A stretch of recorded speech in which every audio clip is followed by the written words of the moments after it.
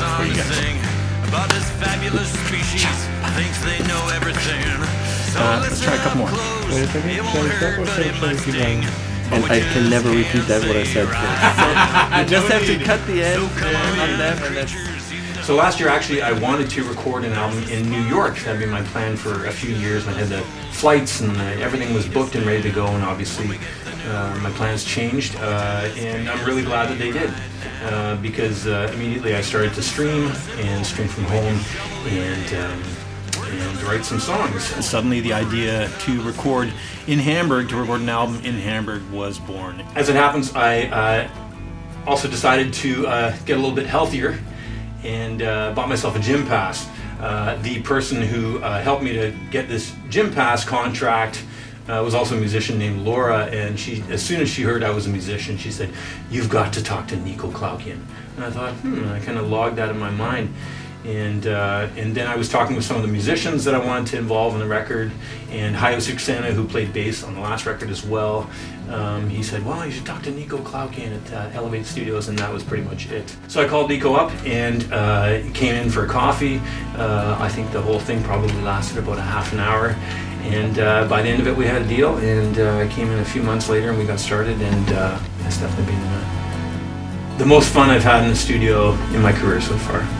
I had this call on my answering machine, and there was this guy who wanted to record an album, and I called him back and I invited him to come over. We had a nice talk, had a coffee, and in the end of the talking I offered him to show him some productions we did here, and he said, "No, I'm already convinced, thanks, see you in a few months, let's do this." When I first heard the demos of Shots of Light, it totally brought out my pop side, so I was already thinking of melodies, I was already thinking of harmonies and rhythms, how we could connect like choruses and verses, and what sounds we could put in there. I was just already so much into the production already before we got even started, so I just was connected instantly and wanted to get on that project. He sent me the demos actually when I was on vacation.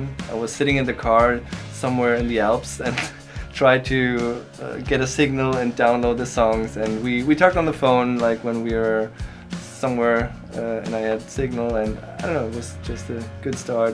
For me personally, probably the number one thing that Nico brought was a sense of professionalism. I always felt through the whole process, over the weeks and months, from the very start to the very finish, I always felt like Nico knew exactly where we were in the process, and he had ideas and inklings for every part of the process, and if something that we had done weeks before was still maybe not quite right for him, you would go back and you find that thing and you fix that thing, and this is just the kind of people that I need to work with.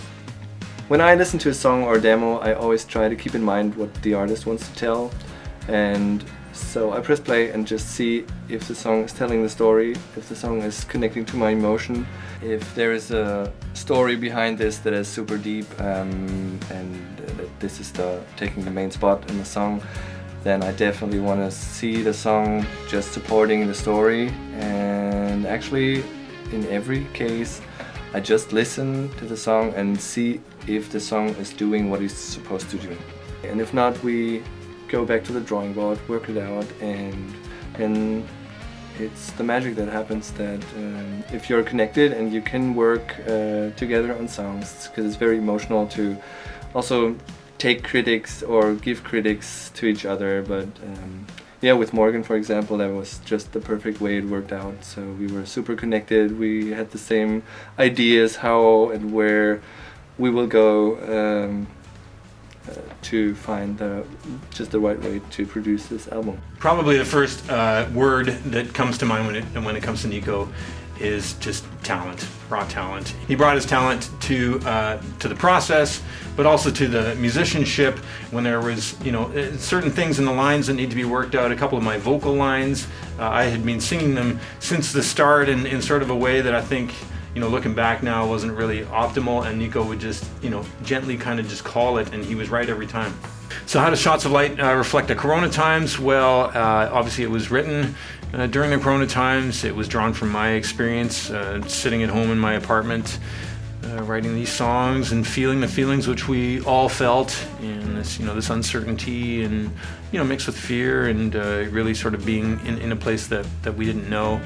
And there was definitely some dark moments, and there were some very enlightening moments, some very uplifting moments. So I hope that Shots of Light will always kind of not only be sort of a postcard of this time, but will also serve to inspire folks to search for the positive in the dark times.